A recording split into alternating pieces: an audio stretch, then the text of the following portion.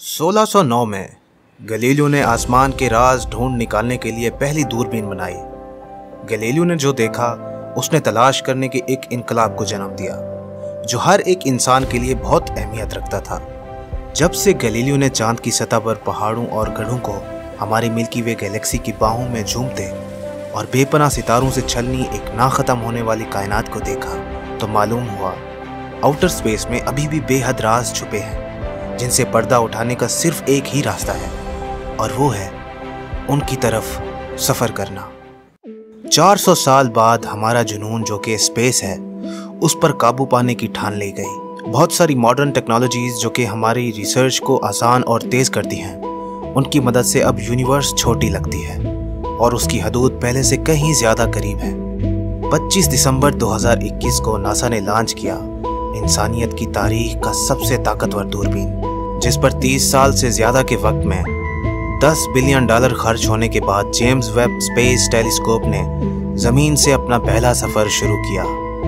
इस टेलीस्कोप ने आखिरकार हमारी यूनिवर्स की अपनी पहली मुकम्मल साइज़ की तस्वीरें हमें दिखा दी हैं जो कि स्पेस में हमारे सोलर सिस्टम से लेकर यूनिवर्स के दिल में खूबसूरत और बेमिसाल नज़ारों का वादा करती हैं।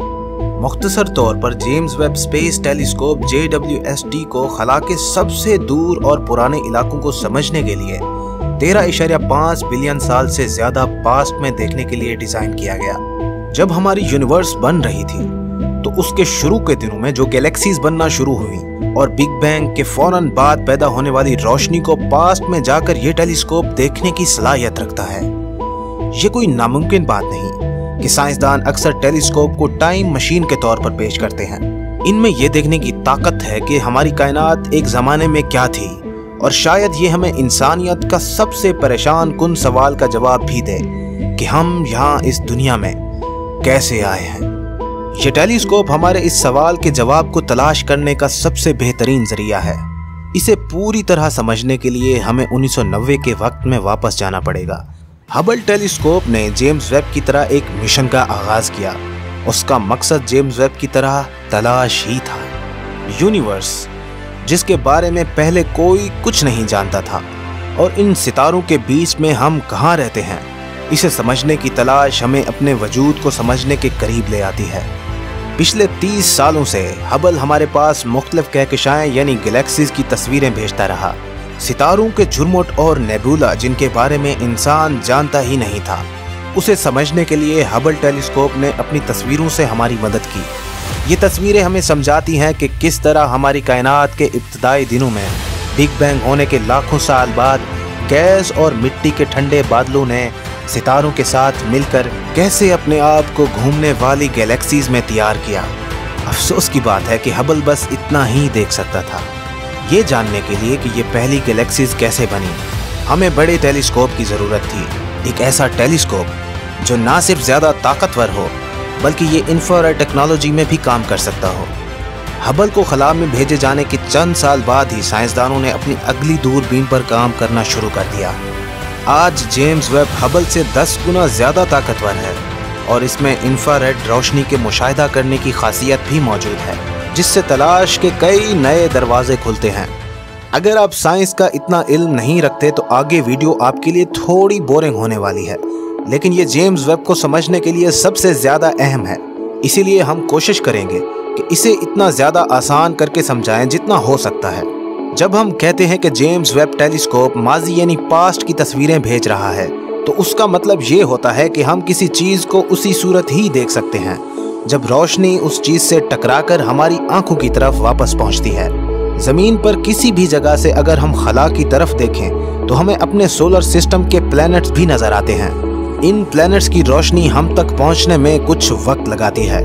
मिसाल के तौर पर मार्स की रोशनी ज़मीन तक 3 मिनट में पहुंचती है। हम कह सकते हैं कि जब हम मार्स की तरफ देख रहे होते हैं तो हम 3 मिनट पुराने मार्स को देख रहे होते हैं। फ़र्ज़ कीजिए अगर आप मार्स की तरफ देख रहे हैं और मार्स किसी बड़े धमाके की वजह से फट गया, मार्स के वक्त के मुताबिक वो तो वहीं का वहीं फट जाएगा, लेकिन ज़मीन पर हमें 3 मिनट बाद ही पता चलेगा कि मार्स फट चुका है। इस तरह जब हम स्पेस में कोई बड़ा धमाका देखते हैं जैसा कि कोई सुपरनोवा कोलिजन, तो वो धमाका उस वक्त नहीं हो रहा होता, वो उससे पहले हो चुका होता है। हमारे यहाँ जब तक धमाके की रोशनी पहुँचती है तो हमें पता चलता है कि ये हो चुका है।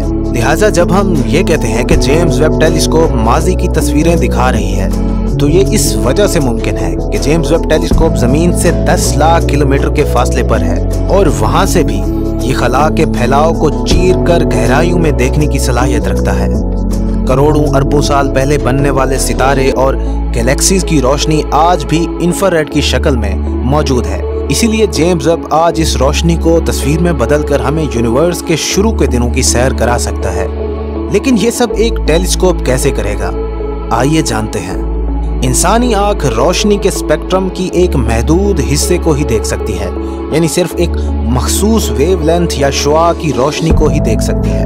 इस खास वेवलेंथ से ज्यादा और कम फ्रीक्वेंसी वाली रोशनी हम नहीं देख सकते। 1800 तक किसी ने भी ये नहीं सोचा था कि इंसानी आंख से नजर आने वाली रोशनी के स्पेक्ट्रम से बाहर भी कोई रोशनी मौजूद होती है।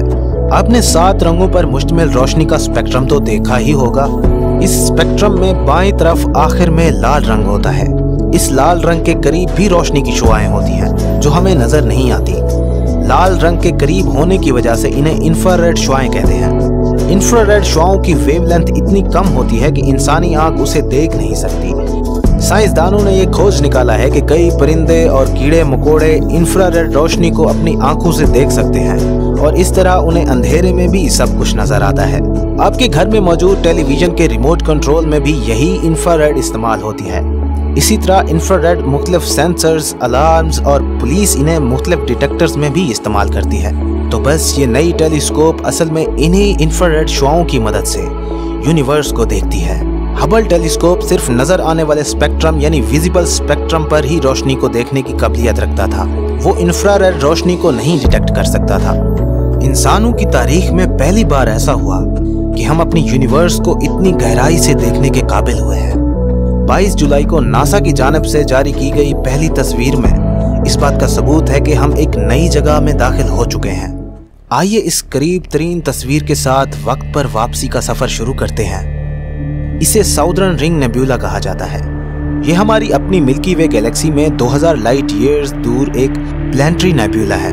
इसका नाम तो प्लैनेटरी नेब्यूला है, लेकिन इस नेब्यूला में कोई सियारा या प्लैनेट मौजूद नहीं। इसका नाम सिर्फ इसके गोल प्लैनेट की तरह की शक्ल से मुतासिर होकर रखा गया। एक डाइंग स्टार या मरता हुआ सितारा अपने आखिरी वक्त में बहुत बड़े धमाके से मिट्टी के ढेर को बाहर की तरफ फैला देता है, जिससे मिट्टी का बहुत बड़ा बादल बनता है, जिसे हम नेब्यूला कहते हैं। आप तस्वीर के बीच में इस सुर्ख सितारे की तरफ से फेंके गए गैस के बड़े बादलों को देख सकते हैं।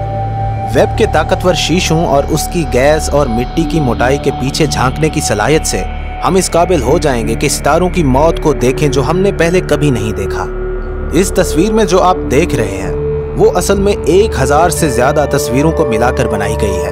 15 करोड़ पिक्सल्स को एक साथ मिलाने पर इस तस्वीर के किसी भी हिस्से को जूम करने से आपको हजारों गैलेक्सीज दिखाई देंगे। वेब की बड़ी खूबियों में सिर्फ तस्वीरें लेना ही इसकी वाहिद सुपर पावर नहीं, ये प्लैनेट्स के माहौल को भी स्टडी कर सकता है। हम कुछ सालों से एक्सो प्लैनेट्स की तलाश कर रहे हैं। एक्सो प्लैनेट्स हमारे सोलर सिस्टम से बाहर के प्लैनेट्स हैं। ये प्लैनेट्स हमारे सूरज से मिलते जुलते सितारों के गिर्द घूम रहे हैं। अब तक 50 एक्सो प्लैनेट्स को वेब देख चुका है, लेकिन हमारा मकसद एक ऐसा एक्सो प्लैनेट तलाश करना है जो कि जिंदगी के लिए मेहमान नवाज यानी जहां पर हम सांस ले सकें। एक्सो प्लैनेट्स के माहौल की खोज करते वक्त हम कुछ एलिमेंट्स को तलाश करते हैं, जैसा कि एटमॉस्फेयर में मौजूद मीथेन, ऑक्सीजन या नाइट्रोजन गैसेस वगैरह। अभी इस प्लैनेट्स में से किसी ने भी हमारे लिए जिंदा रहने का माहौल नहीं दिया। दूर दराज गैलेक्सीज की दरियाफ्त और एक्सो प्लैनेट्स की तलाश सिर्फ शुरुआत है। सच तो ये है, माजी में 13 बिलियन सालों से ज्यादा का जायजा लेने से हमें कहीं ज्यादा सवालात उठाने का पाबंद करता है, जो हम पहले कभी नहीं कर सकते थे। लेकिन इसमें सवालों के जवाबात देने की सलाहियत भी है। वो सवाल जो हम गैलीलियो के शुरू के दिनों से लेकर आज तक पूछते रहे हैं। जब गैलीलियो ने आसमान की तरफ दूरबीन से चांद पर मौजूद गढ़ों को देखा, उसने तकरीबन इंसान के नेचुरल तजस्सुस पर अमल किया। वो तजस्सुस जो शुरू से हमारे साथ रहा। 400 साल बाद भी वही तजस्सुस हमें अपने यूनिवर्स के पस मंज़र के करीब ले आया है। इस बात में कोई शक नहीं कि आने वाले सालों में जेम्स वेब कायनात को हमारे और भी करीब ले आएगा। हमारे यूनिवर्सल वजूद की हकीकत के बारे में मज़ीद जानने के लिए हमारी मदद करेगा। लिहाजा जब भी आप रात को आसमान और उसके खूबसूरत सितारों की तरफ देखते हैं तो याद रखिएगा, कहीं ना कहीं कुछ ऐसा नाकाबिल यकीन ज़रूर मौजूद है जिसके बारे में मुस्तकबिल में आप जान जाएंगे।